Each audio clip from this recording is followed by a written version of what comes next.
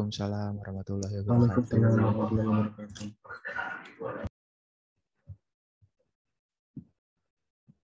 Ya, kita bisa mulai dulu untuk perkuliahan pagi ini. Semoga nanti kita semoga diberi kelancaran apa yang nanti kita bahas. Sebelum kita mulai perkuliahan ini di mata kuliah Etika Profesi dan Kekayaan Intelektual untuk program studi Teknik Informatika, mari kita berdoa dulu, semoga diberi kelancaran. Berdoa dipersilakan. Cukup? Ya. Mungkin di awal saya minta bisa on cam dulu agar saya bisa berinteraksi dengan Mas dan Mbak semua. Dan jika nanti ketika saya menjelaskan kamera bisa di-off-kan kembali, tidak masalah ya. Karena on cam katanya kuotanya banter banget gitu ya. Oke. Ya, kita melanjutkan untuk pembicaraan di pengantar minggu kemarin terkait hak kekayaan intelektual. Di pertemuan-pertemuan awal ini, saya akan memberikan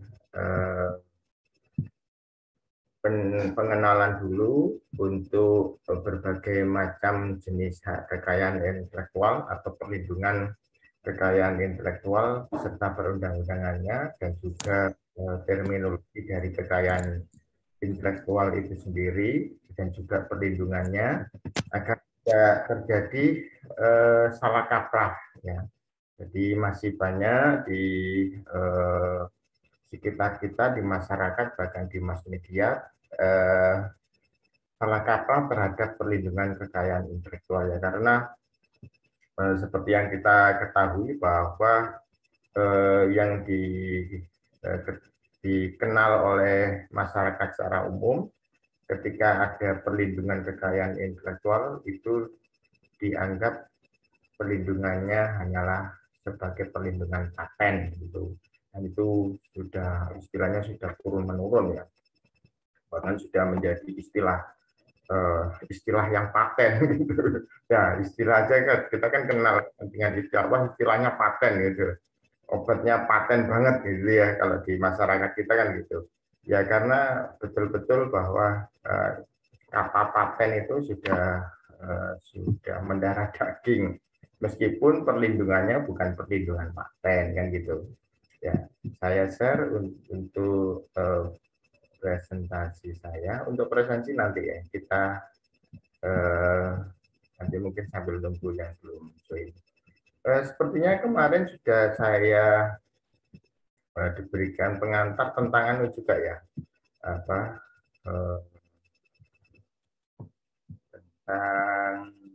perundang-undangannya kemarin juga sudah saya bahas bagian ya. Nanti kita ulang sedikit lah.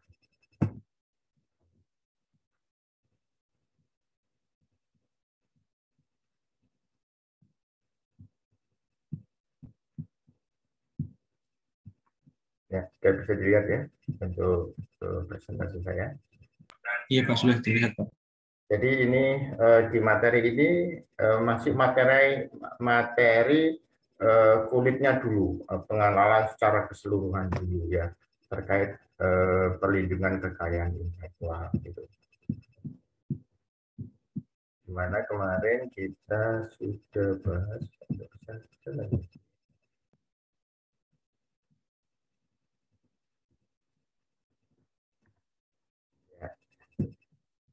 ini terkait dengan istilah ya. Istilahnya kalau sekarang dikenal sebagai HKI. Hak kekayaan intelektual.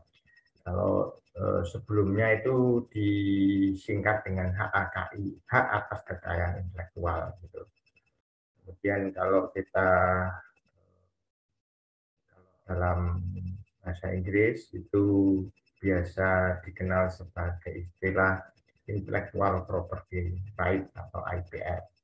Jadi istilah ini sering digunakan dalam tulisan-tulisan secara akademik ataupun berita-berita yang terkait dengan kekayaan intelektual. Jadi HKI ini adalah hak yang timbul dari olah pikir otak, ya, otak manusia yang menghasilkan suatu produk atau proses yang berguna bagi manusia. Jadi hasil olah pikir, ya. Kemudian hak ini merupakan untuk menikmati secara ekonomis dari suatu kreativitas intelektual.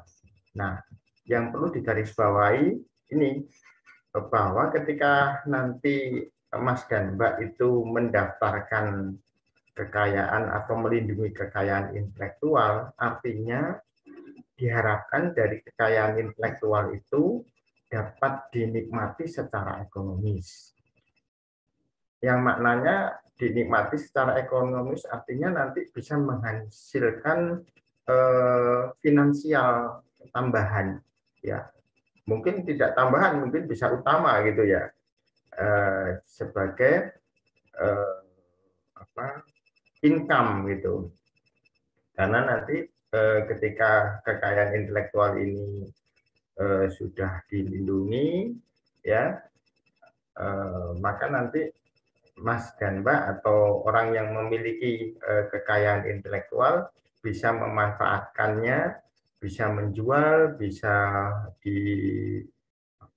dipublikasi untuk dimanfaatkan secara ekonomis.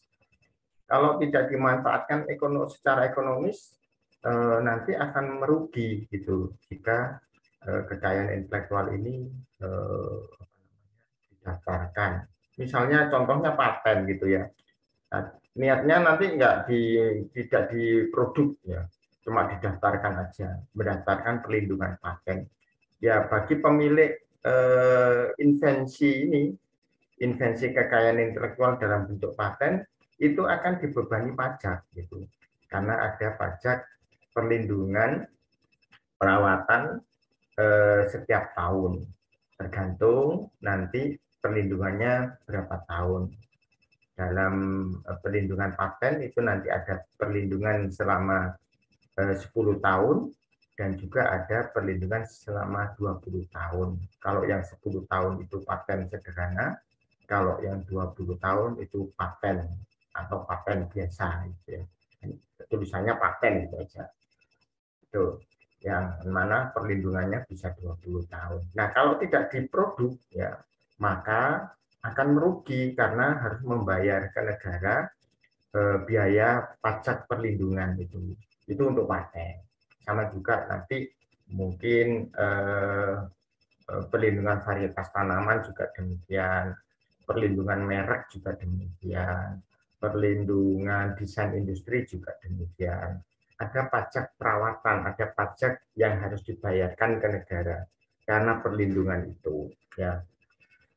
Jadi begitu kita berniat untuk mendaftarkan kekayaan intelektual, itu harus sudah direncanakan bahwa kekayaan intelektual yang kita daftarkan itu nanti bisa dinikmati secara ekonomis, artinya menghasilkan uang. Ya, saya lanjutkan lagi. Di mana objek yang diatur adalah karya-karya yang timbul atau lahir karena kemampuan intelektual manusia. Jadi kekayaan intelektual ini adalah objek yang diatur, adalah karya-karya yang timbul dari lahir kemampuan intelektual manusia. Jadi olah pikir dari manusia gitu ya. Nah, kemarin mungkin ini sudah saya sampaikan ya. Jadi apakah HKI itu sama dengan paten seperti yang saya sampaikan di awal tadi. Jadi yang dikenal masyarakat itu memang perlindungan kekayaan intelektual itu paten gitu, kebanyakan seperti itu. Nah, sebenarnya paten itu bagian dari perlindungan hak kekayaan intelektual, karena nanti akan kita lihat beberapa perlindungan kekayaan intelektual selain paten. Ini kesalahan-kesalahan yang umum terjadi. Sepertinya ini kemarin sudah saya sampaikan ya, tapi saya ulangi sedikit tidak apa-apa. Ini kesalahan-kesalahan salah kaprah yang ada di masyarakat yang mungkin ditulis oleh media massa. Ya. Jadi dari judul itu Misalnya lambang Garuda tidak dipatenkan, digunakan oleh Giorgio Armani, pemain sepak bola ya. Jadi pertanyaannya itu apakah lambang Garuda itu perlindungannya melalui paten kan gitu? Kan tidak ya. Di lambang Garuda, kalau lambang itu bisa masuk mungkin merek atau desain industri, tapi ini karena milik negara itu nanti beda lagi. Jadi yang terkait dengan milik komunal itu nanti perlindungannya berbeda.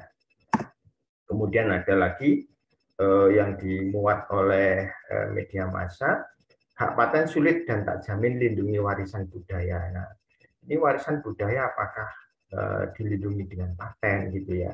Seperti ini gambarnya, ini sebenarnya reog ya. Jadi itu bukan perlindungannya bukan pada paten, tapi nanti bisa masuk dalam indikasi geografis gitu. Jadi ini salah kaprah yang terjadi ya. Ini juga Gesang merasa lega kalimatnya ya. 44 lagunya dipatenkan.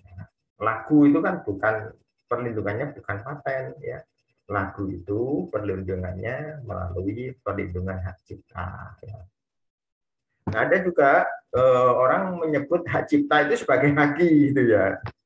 Lagu haki saya hakikan gitu ya. Nah, itu juga dianggap bahwa hak cipta itu adalah haki. Maksudnya begini, istilah hak cipta itu sama dengan haki gitu. Nah, ini juga ada kesalahan salah kaprah di situ juga ya. Jadi ini kita coba supaya nanti Mas dan Mbak semua ketika mendapatkan mungkin berita informasi seperti ini kemudian tidak ditelan mentah dan itu menjadi terbiasa gitu, nanti menjadi salah kaprah. Sehingga dari kasus-kasus itu HKI, hak kekayaan intelektual ini tidak hanya paten. Jadi yang seperti yang kita dengar selama ini ya. Kalau kita dengar selama ini untuk mendaftarkan melindungi lagu itu disebut sebagai mematenkan lagu ya. Kemudian untuk melindungi merek itu mematenkan merek ya. Terus kemudian ada juga melindungi mendaftarkan suatu desain itu dibilang mematenkan desain. Ini sesuatu istilah yang salah ya. Ya karena nanti karena kita masuk dalam ranah akademik sehingga terminologi terkait perlindungan kekayaan intelektual itu menjadi hal yang penting gitu ya, jangan sampai salah gitu. Nah, karya cipta atau karya intelektual yang berwujud dalam kelompok kekayaan intelektual masih tulisannya masih lama ya. Itu ada dibagi dua sebenarnya. Dibagi dua itu yang satu itu personal ya, dan yang kedua itu kekayaan industri. Personal artinya dia tidak bisa di mass production, jadi tidak bisa diproduksi secara massal. Jadi dia bersifat individu ya, individu. Kemudian kalau yang kedua itu kekayaan intelektual yang nanti bisa di mass production atau diproduksi secara massal gitu. Sehingga dibagi ini.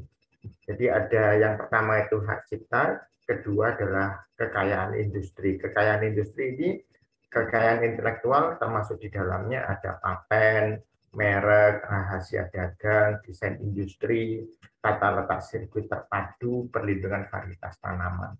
Ini adalah kekayaan intelektual yang bisa diproduksi secara massal gitu ya. Jadi ini perbedaannya. Nanti ada satu lagi tambahannya adalah indikasi geografis yang itu adalah milik komunal atau bisa pemerintah daerah, suatu pemerintahan atau milik satu daerah. Itu komunal, itu nanti adalah indikasi geografis ya. Nah ini, sehingga perlindungannya itu kita ini ada 8 ditambah 1 indikasi geografis. Oh maaf, indikasi geografisnya sudah ada di sini, jadi ada 8. Jadi yang perlu diperhatikan, kata mematenkan itu hanya tepat digunakan jika kita ingin mendaftarkan invensi atau penemuan kita ke negaranya. Nanti ada istilah invensi, ada istilah inventor dalam ketika kita membicarakan tentang paten ya. Nah, ini invensi itu apa? Invensi ini adalah penemuan dalam bidang teknologi yang harus bersifat baru atau punya novelty, ada kebaruannya. Kebaruannya itu dilihat dari mana?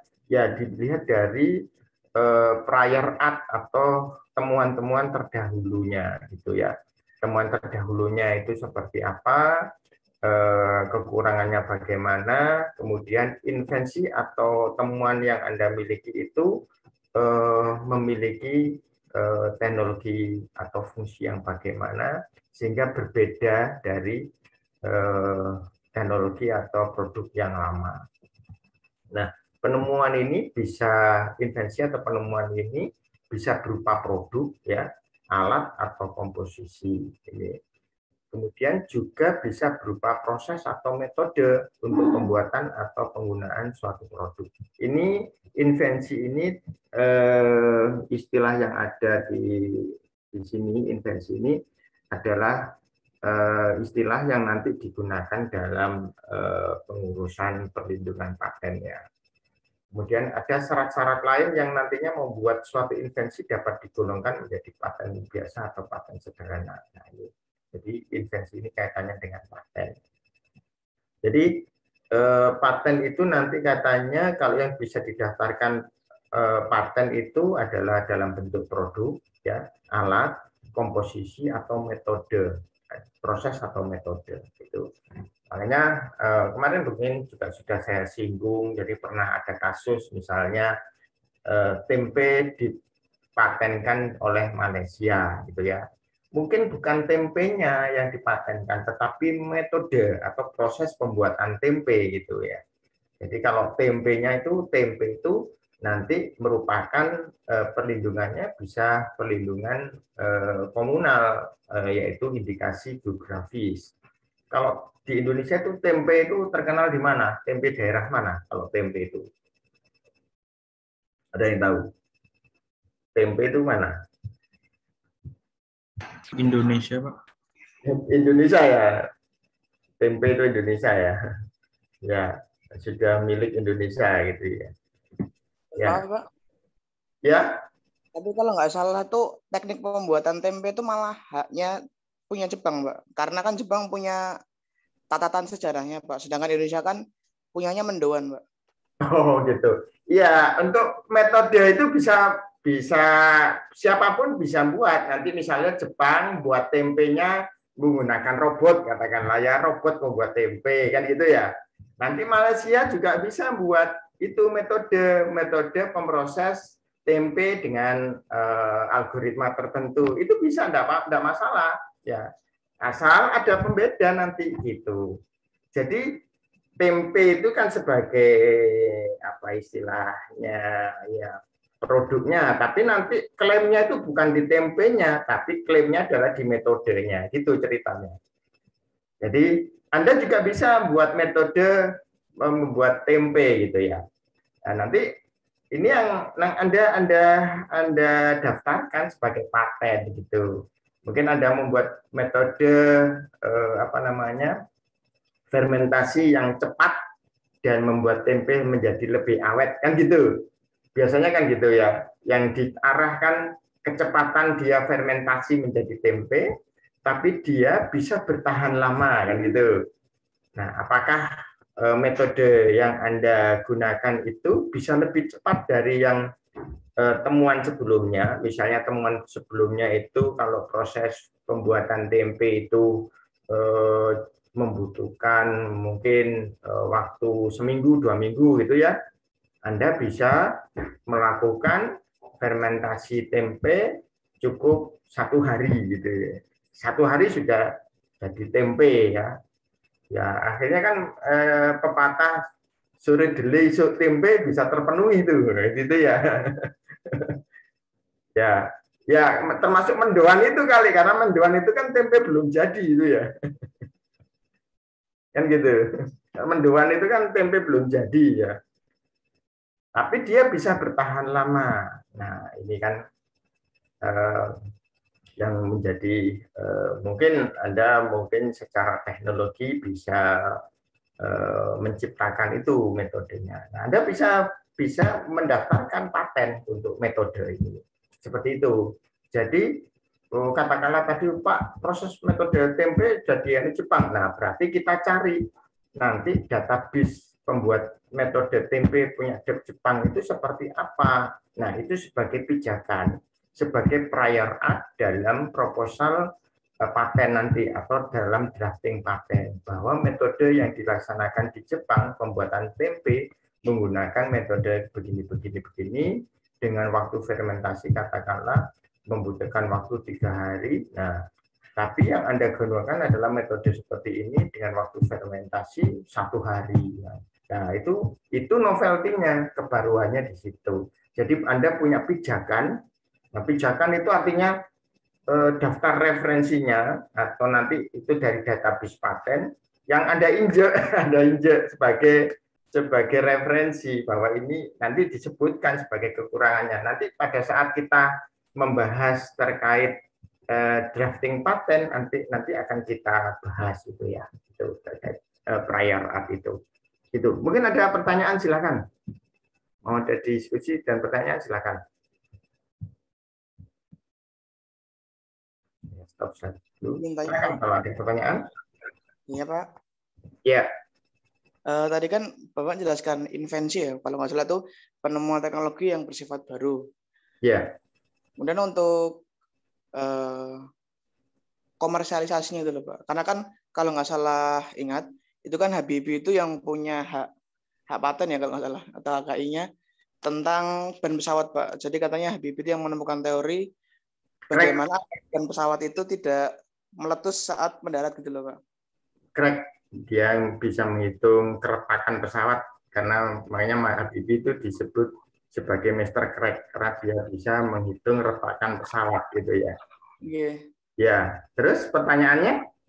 Pertanyaannya itu komersialisasinya itu apakah setiap maskapai pesawat yang membuat pesawat dengan teori itu harus membayar ataukah dalam 10 tahun perusahaan itu hanya cukup membayar sekali seperti itu Pak? Ya, jadi komersialisasi terhadap invensi yang kita temukan ya. Jadi begini, kalau ketika Anda sudah memiliki invensi, maka Anda jangan publish dulu ya, supaya dilindungi. Kalau betul-betul Anda memiliki bahwa Anda bisa menilai bahwa invensi ini sangat bermanfaat, mempunyai fungsi dan bisa menghasilkan bisa diambil manfaatnya secara ekonomi, artinya nanti kaitannya dengan uang ya, bisa menghasilkan uang banyak. Maka langkahnya adalah Anda harus lindungi dulu. Nah, lindungi apakah itu paten ataukah perlindungan lain. Katakanlah paten. Anda lindungi paten dulu. Harus Anda lindungi paten apa? Anda pilih apakah teknologinya itu nanti bisa cepat berubah atau bisa tergantikan dengan teknologi yang lain. Kalau dia teknologinya bisa tergantikan dengan teknologi yang lain dalam waktu mungkin 10 tahun, ya mungkin teknologinya agak simpel gitu, sederhana, maka Anda cukup daftarkan paten sederhana. Gitu. Tapi kalau teknologinya itu agak kompleks dan kemudian bisa mungkin butuh waktu yang lama tergantikan oleh teknologi yang lain, Anda bisa daftarkan paten atau paten biasa yang perlindungannya adalah 20 tahun. Nah, ketika Anda sudah dapatkan sertifikat paten, atau begini, ketika Anda sudah daftarkan hari itu perlindungan paten dan Anda mendapatkan nomor pendaftaran paten, pada hari itu Anda sudah sah bisa memproduksinya, menjualnya, atau menawarkan kepada pihak ketiga gitu, karena sudah terlindungi. Jadi filling date-nya itu hari itu Anda daftarkan, Anda sudah dapatkan nomor. Kalau paten biasa itu dapat P000 gitu, kalau paten sederhana dapatkan nomor S000 sekian begitu ya. Jadi kalau sudah dapatkan nomor pendaftaran ini, itu biasa disebut dengan paten pending gitu. Jadi Anda sudah bisa tuliskan paten pending S000 berapa, paten pending P000 berapa, seperti itu. Nah, itu sudah Anda bisa tawarkan ke industri. Anda buat proposalnya. Nah, ketika pihak ketiga ini tertarik dengan invensi Anda, maka nanti ada perjanjian mau dibeli secara keseluruhan, ya dibeli itu royaltinya dibeli gitu. Jadi ini tak beli 100 juta gitu, atau Anda menikmatinya royalti tiap tahun gitu. Itu tergantung dari dua lembaga ini, atau dua, baik invensi ataupun pihak ketiga. Seperti itu, Mas. Tadi Mas Ramadhani ya, gitu Mas. Jadi kalau royalti itu kan dibayarkan per tahun. Saya mau menawarkan ini, tapi saya mau royalti aja. Nah, kalau royalti itu dibayarkan per tahun, nanti dihitung misalnya dalam 1 tahun itu terjual berapa unit gitu. Nah, Anda dapatkan berapa persen dari royalti itu. Gitu. Tapi kalau dibeli langsung invensi Anda tadi, ya dibayar tadi, dibeli 100 juta. Setelah itu ya Anda sudah nggak dapat apa-apa itu, karena dibeli secara langsung. Nah, itu silakan dipilih mana yang lebih enak gitu, langsung 100 juta ataukah setiap tahun mendapatkan royalti gitu ya. Itu Mas Ramadhan. Jadi sama seperti lagu juga demikian. Lagu kalau sudah ada hak ciptanya, ya seperti kasusnya ini,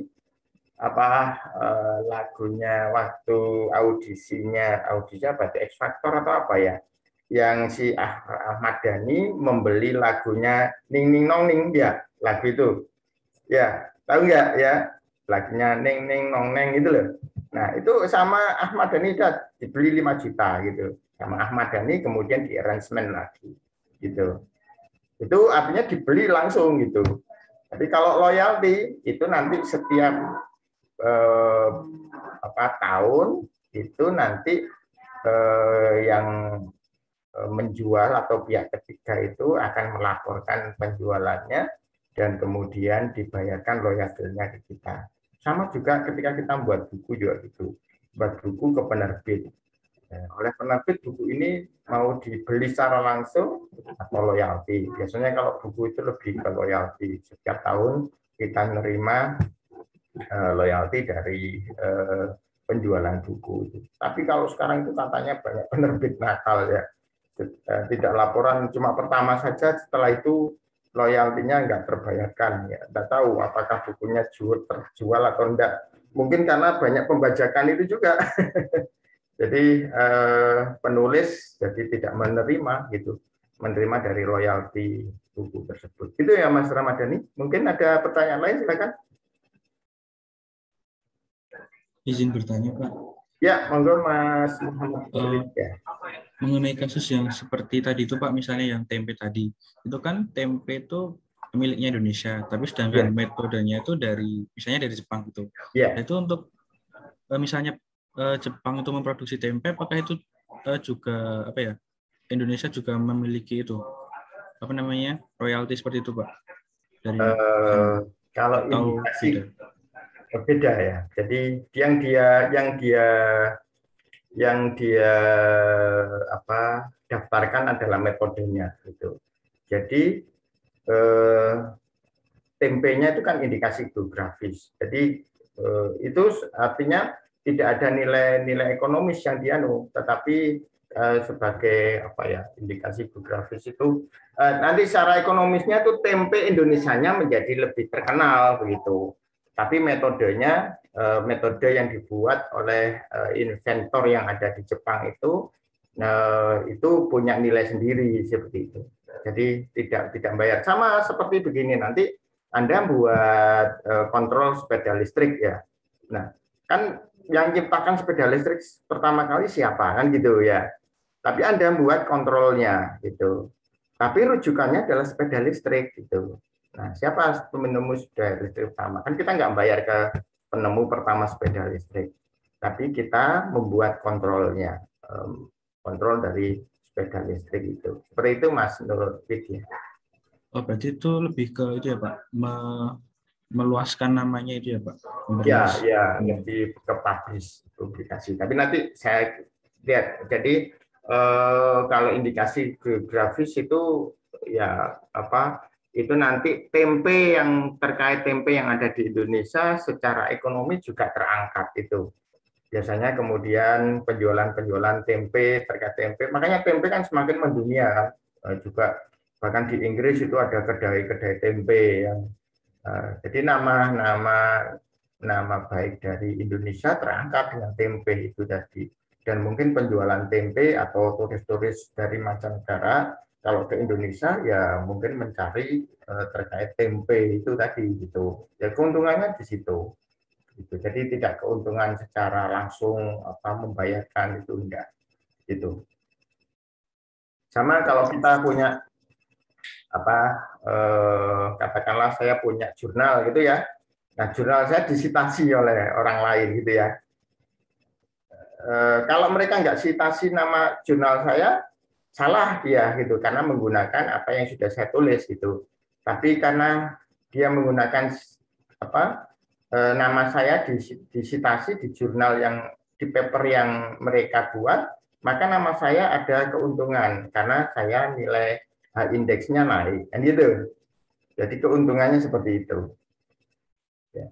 Oh iya, baik Pak. Terima kasih Pak. Ya, sama-sama. Ya. Mungkin ada pertanyaan lain? Silakan, monggo.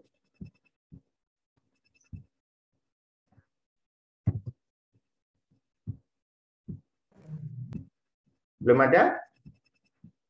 Mas Raka, mau bertanya? Kalau tidak ada, saya lanjutkan ya.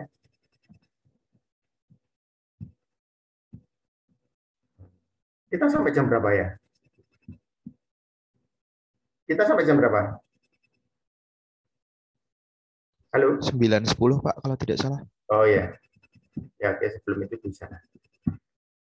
Ya, jadi kita lanjutkan tadi terkait dengan invensi. Kemudian ya. Jadi ini kemudian karena mematenkan hanya digunakan lingkup paten, maka untuk perlindungan karya intelektual yang lain itu bisa disebut sebagai mendaftarkan. Jadi ini untuk memberikan pemahaman dulu ya terhadap terminologi kekayaan intelektual. Nah, ini kemarin juga sudah kita bahas sedikit ya. Kalau ini saya gambarkan terkait dengan macam-macam perlindungan kekayaan intelektual atau biasa dalam tulisan untuk dalam tulisan-tulisan ilmu hukum itu disebut sebagai rezim haki, gitu ya. Ini rezim hakinya seperti ini. Ada merek nanti undang-undang perlindungannya nomor 20 tahun 2016 yang terbaru, desain industri nomor 31 tahun 2000, paten tahun nomor 13 tahun 2016, kemudian hak cipta undang-undang nomor 28 tahun 2014. Kemudian indikasi geografis nomor 20 tahun 2016 ini sama dengan merek jadi satu. Terus kemudian perlindungan varietas tanaman Undang-Undang nomor 29 tahun 2000, desain tata letak sirkuit terpadu atau DTLS nomor 32 tahun 2000, kemudian rahasia dagang nomor 30 tahun 2000. Ini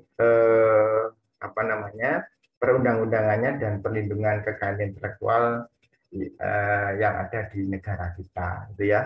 Nah, untuk teman-teman yang di teknologi informasi biasanya kan membuat software ya. Software itu nanti perlindungannya di hak cipta, tidak paten, itu ya.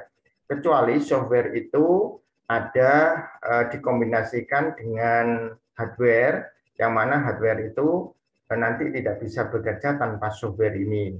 Ya, jadi katakanlah robot atau produk-produk mekatronik lainnya yang mempunyai fungsi tertentu yang di dalamnya ada software, maka dia perlindungannya bisa masuk paten. Tapi kalau misalnya aplikasi, program aplikasi web, ya itu nanti masuk di hak cipta. Itu perlindungannya kita menganut perlindungan untuk software itu di hak cipta gitu.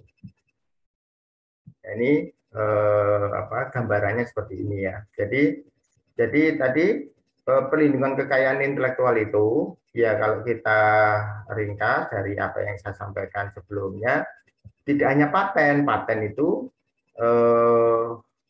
bagian dari hak kekayaan intelektual gitu. Hak KI atau hak kekayaan intelektual itu bukan hak cipta, karena ini ada istilah-istilah yang kadang membingungkan dan biasanya rancu diucapkan atau dituliskan oleh baik oleh akademisi ataupun masyarakat luas. Jadi ketika dia ingin mendaftarkan hak cipta, dia mengistilahkannya sebagai hak KI gitu.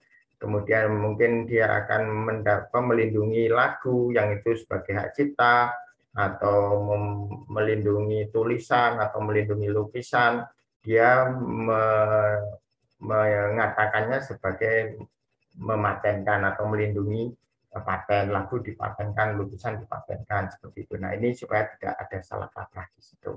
Ya. Nah, dari sini ada pertanyaan, silakan mungkin.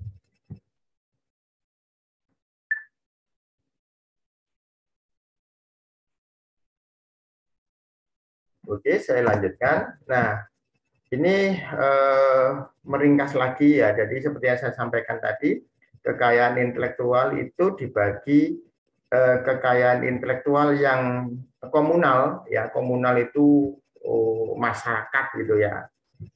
Kemudian kekayaan yang personal, ya, yang personal itu hak cipta dan hak terkait, ya. Kemudian hak milik industri, sehingga dibagi tiga ini, komunal, personal, terus milik industri. Ya. Yang personal, ya sebenarnya personal itu milik industri juga masuk personal gitu maksudnya di sini.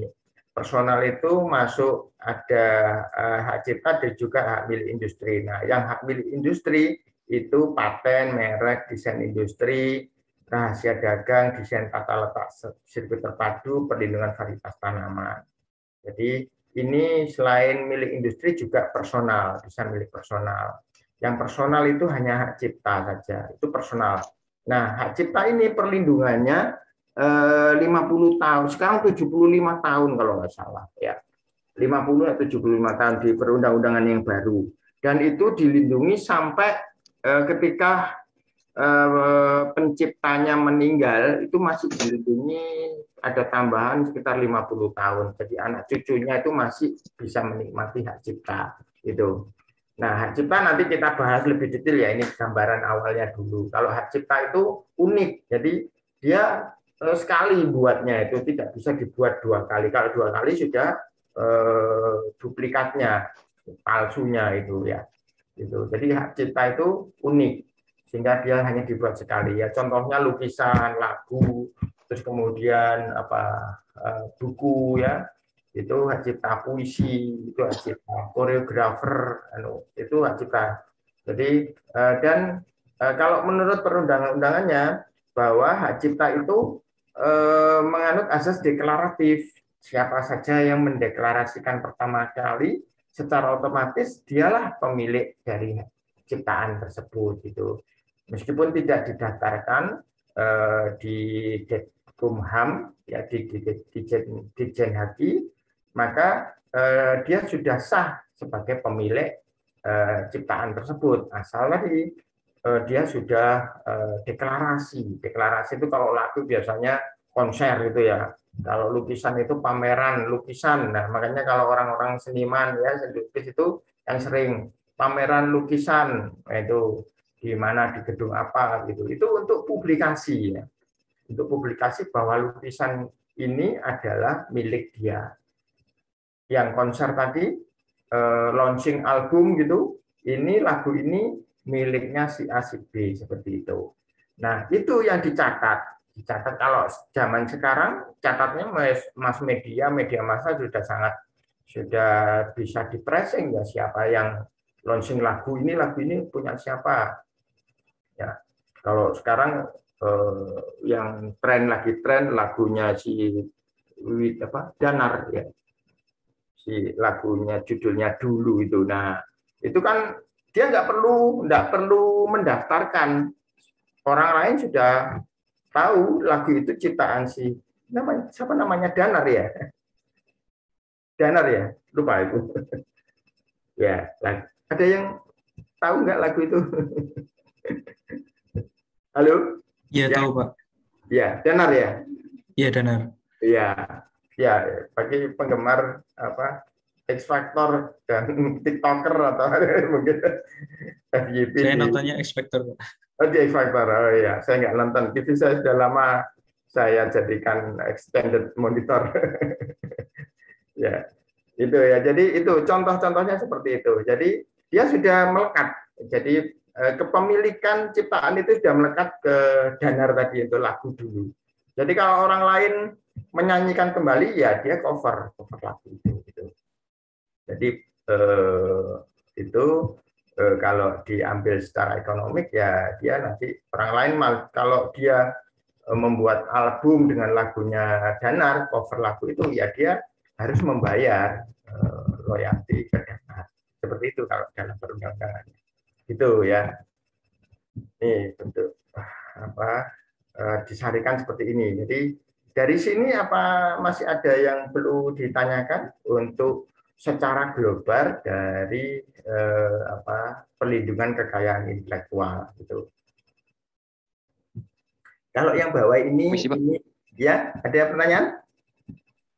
Kalau yang KI komunal tuh berarti kalau mau pakai izin atau itu hanya nggak boleh ngaku aja kalau itu punya dia atau gimana Pak? Ya, KI komunal itu ya, karena itu nanti untuk publikasi masyarakat ya gitu. Jadi tidak ada nilai ekonomis. Nilai ekonomisnya itu efek aja gitu. Jadi dia tidak secara langsung kemudian pendapatannya masuk ke pemerintah daerah atau itu enggak ya. Jadi misalnya Salak Pondoh gitu, Salak Pondoh itu kan punyanya Sleman ya, Salak Pondoh ya. Ya orang, kalau ada orang mungkin dari luar negeri mau nyari Salak Pondoh, kemudian diberi Salak Madura atau Salak Bali gitu. Wah dia maunya Salak Pondoh gitu. Nah keuntungannya di situ. Jadi kalau indikasi geografisnya sudah dikenal ya, ini Salak Pondoh dari Sleman. Nah ini yang menjadi mengangkat nama daerah seperti itu Mas. Itu komunal. Hak untuk mengakuinya ya Pak? Iya, hak bahwa Salak Pondoh itu milik Sleman gitu, bukan milik Jakarta atau Surabaya gitu. Punya reok itu reoknya Ponorogo, nggak ada reok Malaysia. Itu meskipun di Malaysia banyak sekali reok gitu karena ada TKI yang ke sana membentuk masyarakat gitu ya. Tapi reok punyanya Ponorogo gitu. Walang Bacem punyanya Wonosari Gunung Kidul gitu ya. Walang Bacem gitu. Itu komunal. Tapi itu harus terdaftar ya. Jadi bisa didaftarkan. Seperti wayang itu kalau yang internasional kan kita daftarkan ke UNESCO ya nanti. Jadi wayang itu punya Indonesia. Seperti itu Mas. Ya, mungkin ada pertanyaan? Ya. Nah, ini kalau gambar ini yang pojok ini adalah media pembelajaran Braille ya. Ini paten saya yang berapa itu ya? Kedua atau ketiga. Ini media pembelajaran huruf Braille. Kalau Mas Mbak Google nama saya dan Braille itu nanti akan muncul banyak berita-berita terkait itu ya. ada Google nama saya dan Braille, Mas Huda Braille gitu nanti akan muncul ya untuk mencari kalau ingin mencari informasi itu. Itu. Ada pertanyaan lain silakan. Izin bertanya, Pak. Ya silakan Mas. Siapa ini Mas?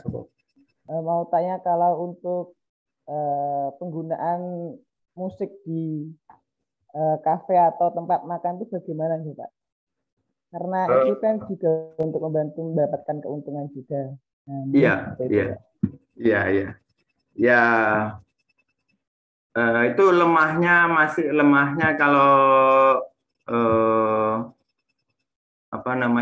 sebenarnya kalau itu digunakan secara kontinu ya nanti sebenarnya itu membayar royalti juga kepada pemilik lagu, pencipta lagu gitu ya. Kasusnya seperti ini, kasusnya mungkin ada hak siar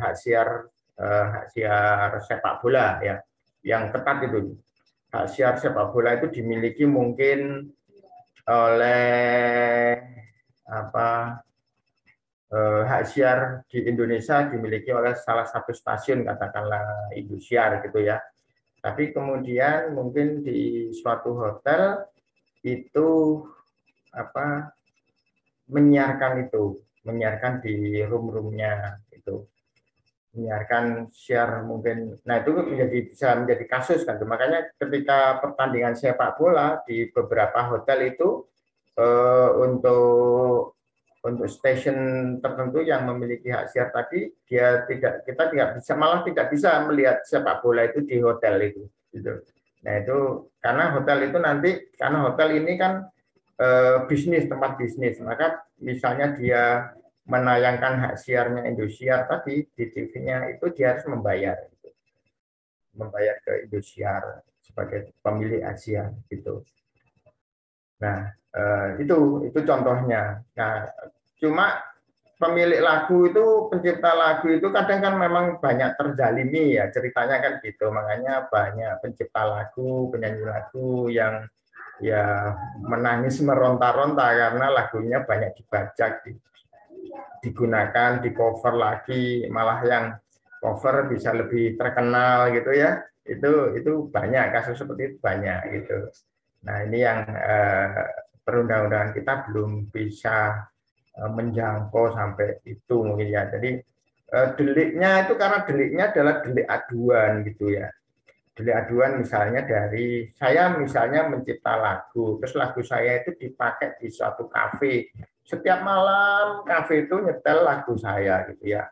Dan dia tidak bayar saya, maka saya bisa memprotes, mengajukan melaporkan gitu.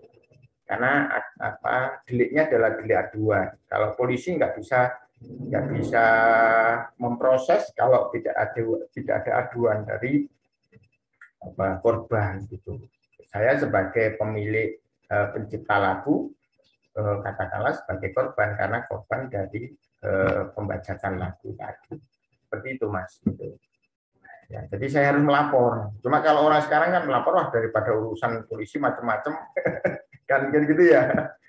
Ya, malah lama dan kita malah kena lagi, bayar lagi kan gitu. Sudah lapor malah bayar lagi kan gitu. Sudah kecurian malah bayar kan gitu nanti.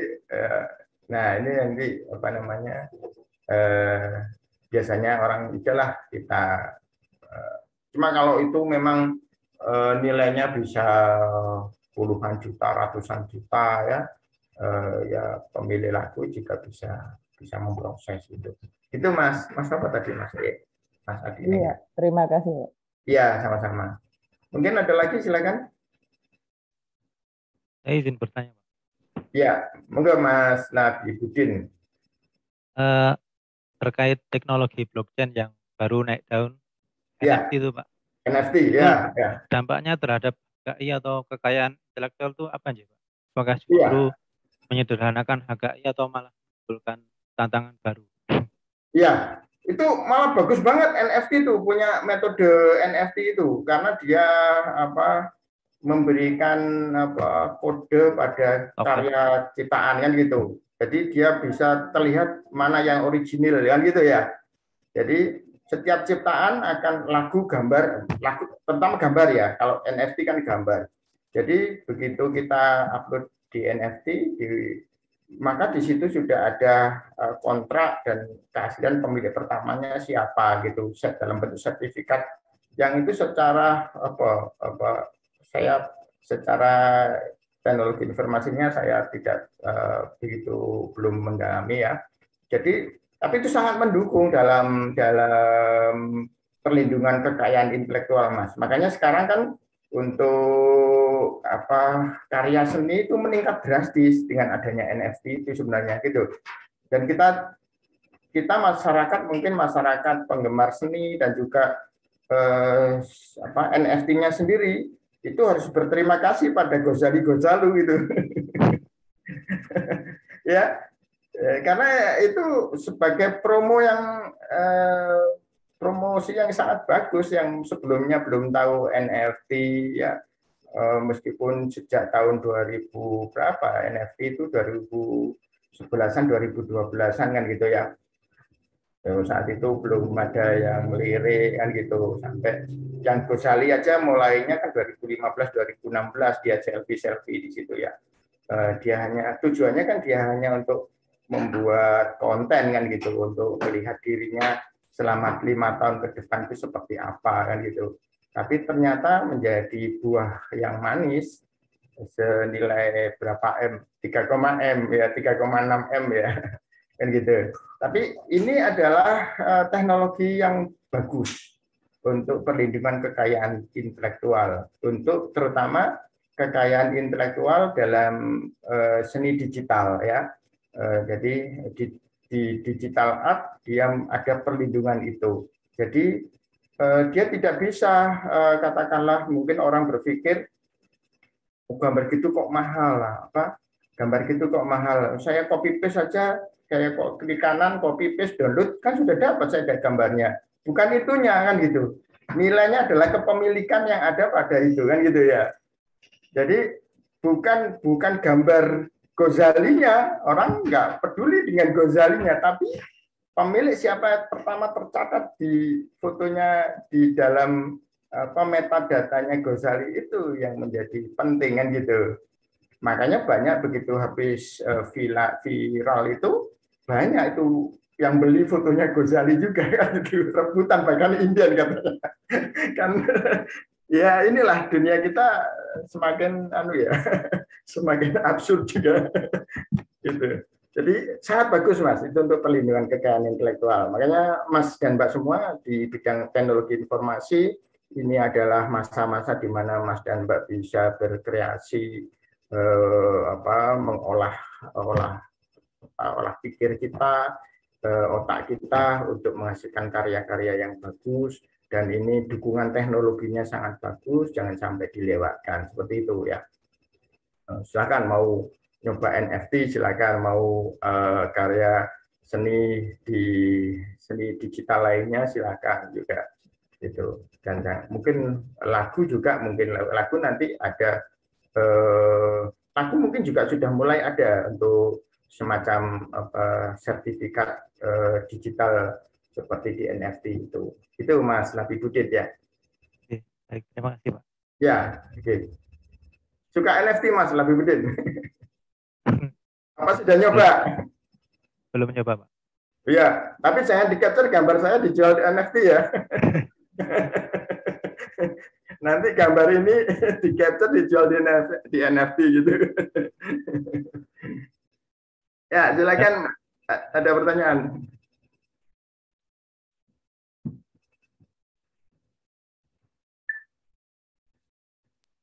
Permisi Pak, boleh izin bertanya? Ya, silakan Mas. Ya itu kan biasanya yang dibahas tadi kan itu kan Pak hak yang melekat pada perorangan atau seseorang individu itu Pak. Kalau hak untuk yang melekat di sebuah perusahaan seperti kayak brand ambassador gitu Pak. Iya. Gimana Pak? Iya bisa. Jadi bisa pada brand ambassador. Jadi misalnya invensinya itu bisa seseorang, kemudian nanti seseorang itu mengalihkan haknya pada brand ambassador itu bisa, atau brand ambassador-nya itu secara tim ya, secara tim itu sebagai kalau dalam paten sebagai inventor, kalau dalam hak cipta sebagai pencipta, kalau dalam desain industri sebagai desainer. Jadi itu nanti kelompok jadi tim gitu. Kalau di paten itu nanti pada saat pendaftaran paten, pengurusan paten di form pendaftaran itu nanti ada pencipta inventor 1, 2, 3 dan seterusnya seperti itu. Jadi itu misalnya brand ambassador-nya ada beberapa tim, ya itu tertuliskan semua gitu. Bagaimana membagi mesti kan arahnya kan pembagian secara ekonomi finansial ini dapat berapa persen. Nah itu dilakukan perjanjian secara internal sendiri. Jadi siapa yang berkontribusi banyak ya dapatnya berapa persen seperti itu, kontribusinya sedikit ya berapa persen seperti itu mungkin dilakukan secara internal melalui perjanjian, mungkin untuk lebih legal lagi melalui akta notaris seperti itu Mas Muhammad. Jadi memang hal-hal seperti ini sangat rigid ya, terutama ini kan kita bicaranya nyenggol ke masalah hukum, jadi perjanjian, kontrak dan sebagainya itu sangat penting ketika terkait finansial tadi, sesuatu yang menghasilkan uang. Segala keributan dan permasalahan di dunia ini kan masalahnya itu ya. Kalau tidak laku ya nggak rame kan gitu. Tapi kalau sudah laku banyak uang baru rame kan gitu ya. Itu kalau nggak laku ya nggak ada yang ngelirik, nggak rame gitu. Kemarin si Gozali aja terus kemudian ramenya dikejar pajak kan gitu ya. Kalau nggak rame belum laku itu nggak rame karena ya nggak laku mau direbutin apanya gitu ya. Tapi kalau sudah laku jadi rame gitu. Itu Mas Muhammad. Jadi kalau misalnya bisa juga seperti ini. Jadi brand ambassador-nya itu atau institusi, ya, katakanlah institusi gitu ya, dia memerintahkan misalnya Mas Muhammad Nur ini ada di institusi UNY, kemudian Mas Nur dapatkan dana riset ya, sehingga Mas Nur melakukan riset dan menghasilkan sebuah invensi, dananya dari UNY. Maka ketika nanti akan mendaftarkan paten di form pendaftaran itu, maka pemilik dari invensi itu adalah UNY. Cuma inventornya Mas Nur gitu. Jadi seperti itu peraturan perundang-undangannya. Jadi kalau fundingnya siapa itu adalah menjadi pemilik, tapi inventornya adalah si A, si B, si C. Gitu. Nah nanti masalah berapanya inventor dapat berapa persen, pemilik invensi itu dapat berapa persen, itu melalui tadi perjanjian internal tadi. Gitu. Ya, mungkin ada lainnya, silakan. Ya.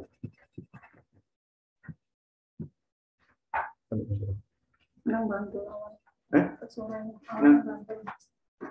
Lu mau apa itu? Aku mau apa gitu. Ya, mohon maaf ada gangguan. Ya, silakan jika masih ada pertanyaan. Kita sudah sampai pada sesi.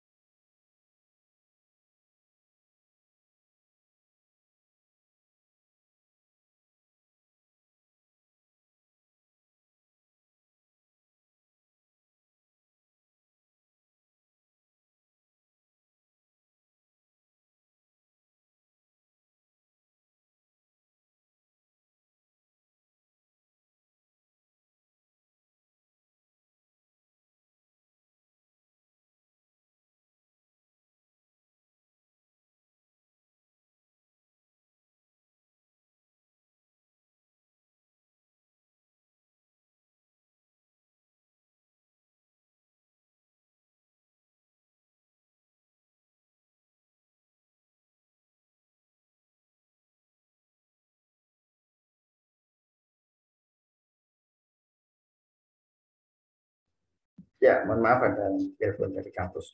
Oke, saya kira itu dulu untuk pertemuan ini. Masih banyak yang akan kita bahas terkait dengan kekayaan intelektual, dan saya masih tugas dulu nanti di akhir dari topik yang akan kita bicarakan. Mungkin ada tugas-tugas itu dalam bentuk nanti bagaimana memahami tentang kekayaan intelektual itu sendiri, sampai juga mengisi form pendaftaran, bagaimana mendaftarkan hak cipta, bagaimana mendaftarkan paten, dan seterusnya gitu ya. Sehingga nanti Mas dan Mbak semua punya pengalaman untuk itu, dan ini sangat penting bagi Mas dan Mbak semua dalam untuk karir ke depannya, karena Mas dan Mbak akan bergelut dengan bidang teknologi, terutama teknologi informasi, yang itu nanti ya paling tidak paham juga terkait dengan perlindungan kekayaan intelektual ini. Seperti itu ya. Jika tidak ada pertanyaan, saya akhiri dulu untuk perkuliahan pagi ini. Semoga bermanfaat. Mohon maaf bila ada salah kata. Billahi taufik. Belum saya presensi ya. Sebentar. Belum di presensi, Pak. Iya, sorry. Wah, nanti enggak.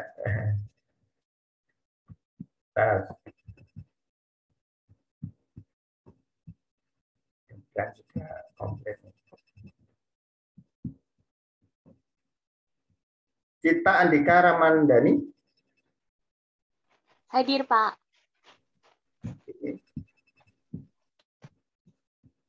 Enggal Mianita. Hadir, Pak. Ya. Rifki Nugroho Putrarianto. Hadir, Pak. Oke, Mas Rifki. Ridwan Ardianto. Hadir, Pak. Ridwan. Kameranya di-on kan biar saya kenal gitu ya.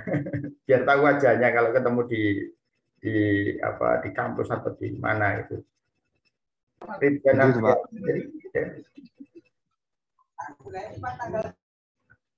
Ya, oke. Salsa Marliana. Hadir, Pak. Ya. Kameranya nggak bisa dihidupin, Mak ya. Mohon untuk kamera bisa kalau pas di presensi atau bertanya itu dihidupkan, karena nanti itu ada poin untuk penilaian ya. Untuk penilaian saya gunakan penilaian sikap dan aktivitas itu. Tadi Salsa. Luvia Avianti. Hadir, Pak. Oke. Septian Nur Rahman. Hadir, Pak. Oke. Miftahur Rohmah. Hadir, Pak. Ya. Rena Widyawati Hestina Putri. Hadir, Pak. Rena Widyawati Hestina Putri. Hadir, Pak. Oke. Cahya Amalia Rahmadani. Cahya Amalia. Cahya, tidak ada. Alifa Maulidin Nur Ihsan. Saya hadir, Pak. Siapa yang hadir? Kameranya dihidupin biar muncul. Cahya Amalia atau Alifa ini nanti yang hadir nanti. Halo.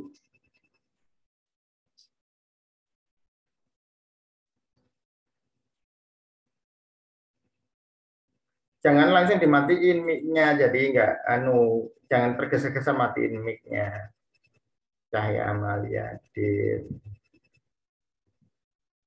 Alifa Maulidin Nur Ihsan. Alifa Maulidin Nur Ihsan. Nggak hadir itu, Pak. Bayu Krisnamurti. Bayu Krisnamurti. Bayu juga nggak ada, Pak. Oh.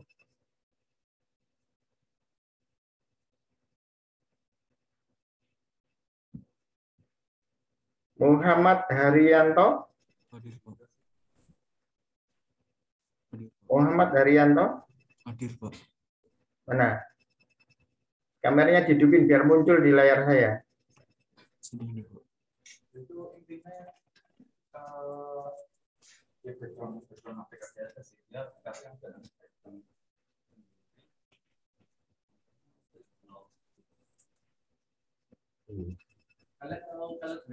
Didik Triwidiarto. Didik Triwidiarto. Didik Triwidiarto. Didik Triwidiarto. Halo, Didik Triwidiarto. Hadir, Pak. Kameranya dihidupin, Mas. Biar muncul.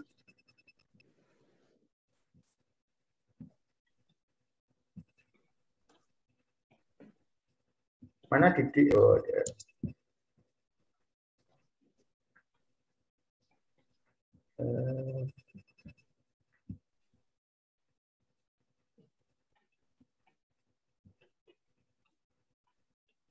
Adikna Enggar Jati. Hadir, Pak. Oke. Muhammad Iza Reka Putra. Hadir, Pak. Ya. Naufal Jundi Abian. Hadir, Pak. Ya. Amalia Hafizah. Hadir, Pak. Oke. Josean Horizon. Hadir, Pak. Ya. Muhammad Lutfi Maftuh. Hadir, Pak. Ya. Endah. Hadir, Pak. Hadir, Pak. Ya, oke. Muhammad Nurwidya Ardiansyah. Hadir, Pak. Oke. Lutfiana Hanifah. Hadir, Pak. Ya. Muhammad Rizky Saibani Swardika. Hadir, Pak. Ya. Muhammad Nasif Yahya Saputra. Hadir, Pak. Ya. Hitsam. Hadir, Pak. Ya. Sunton Said. Sunton Said. Nggak ada. Sunton Said. Tidak ada ya. Labibudin. Ada tadi ya. Hadir, Pak. Fadil Akbar Husaini. Hadir, Pak. Ya. Erlangga Baihaqi. Hadir, Pak. Ya. Bagus Pradistya. Hadir, Pak. Prastiawan Kaisar Wijaya Jati. Pak. Oke. Rizka Fatia Mulya. Hadir, Pak. Oke. Krisna Haryo Nugroho. Krisna Haryo Nugroho. Tidak hadir.